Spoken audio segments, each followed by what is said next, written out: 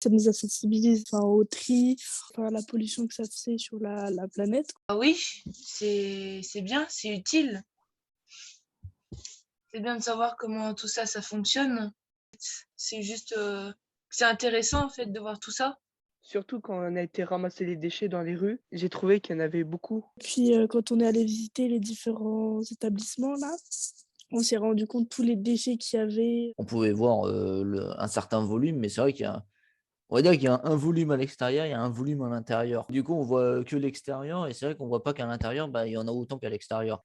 Quand on est allé à Biogaz ou à Pithiviers. Avec une pince qui plongeait, une sorte de grue géant, pour aller chercher les ordures et les mettre dans le brûleur. Ah, c'était trop stylé. Quand on a fait la marche. Moi, quand j'étais avec Mathis, là, Mathis et Alexis, on avait ramassé environ 25 kilos de déchets. Ouais. Là, c'est marqué. Je trouvais ça bien, c'était intéressant quand on a visité. Bah voilà, moi j'ai bien aimé.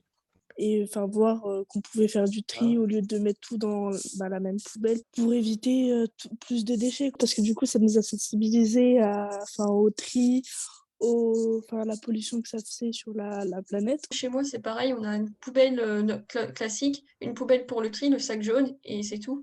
Après, il y a le verre, mais c'est encore autre chose. C'est pas ramassé par les éboueurs de la ville. C'est vraiment à nous d'aller mettre, de même que certains matériaux, effectivement. Mais en Roumanie, ça a l'air plus, je veux dire, plus élaboré, quoi. Je trouve que c'est ce qui est intéressant en fait pour votre projet, c'est aussi de découvrir ce que les pratiques de d'autres pays, donc dans ce cas de la Roumanie aussi, pour voir un peu si ce qu'on fait ici est meilleur par rapport à ce que d'autres font ailleurs, ou on peut aussi voir ce qui se fait ailleurs pour l'appliquer aussi dans nos collectivités pour mieux faire le tri et permettre plus de recyclage et moins de rejet des ordures dans la nature.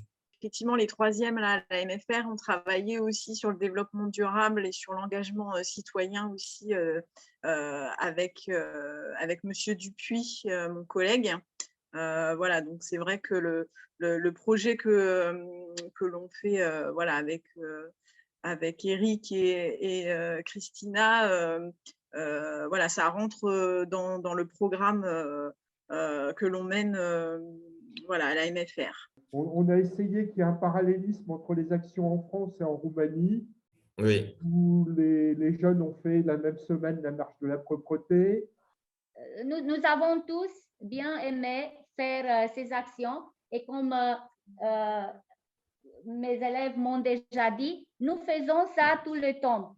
On fait des marches autour de l'espace de l'école pour ramasser tous les déchets, pour les sélecter. Et on fait ça parce que nous voulons que notre milieu scolaire soit propre, Ce sont des actions que nous faisons chaque jour à l'école, chez nous. Et si nous devions tous plus conscients que collecter sélectivement, c'est très important et ça nous aide et ça aide tout le monde, ça aide la planète. Nous avons appris que sans tri, il n'y a pas de recyclage. Nous avons aussi appris que 50% de nos déchets ménagers sont de matières premières. Trier les déchets recyclables, ça veut dire assurer leur transformation en nouveaux objets et économiser les ressources naturelles. Et on réduit aussi la pollution. Là, il y a eu des échanges entre eux. Qu'est-ce que ça leur a apporté, par exemple, d'échanger avec des jeunes Roumains ou aussi pour les jeunes Roumains, qu'est-ce que ça leur a apporté aussi d'échanger avec des jeunes Français? Est-ce que ça leur a permis de connaître ce qui se fait en France ou en Roumanie? Et aujourd'hui, qu'est-ce qu'ils retiennent de ces échanges-là? Tout a été très bien et les élèves ont bien aimé connaître. On a eu des vidéos, on s'est vu, on s'est salué, on s'est dit quelque chose et on a fait un groupe sur Instagram avec les jeunes Français. Ça fait partie de la part pratique d'apprendre le français à l'école. parce que c'est très facile à lire, à faire des exercices de grammaire, mais c'est toujours cette barrière qu'on a quand on doit parler à une autre personne. Surtout à des Français qui parlent, ils me disent, mais ils parlent très rapidement, madame. Vous devez vous habituer à les entendre, à les écouter, à vous habituer à la musicalité de la vraie et authentique langue française. Le grand succès de ces interactions entre les gens roumains et les gens français. Là, si ça peut les rassurer, quand ils parlent roumain, ils parlent aussi très vite.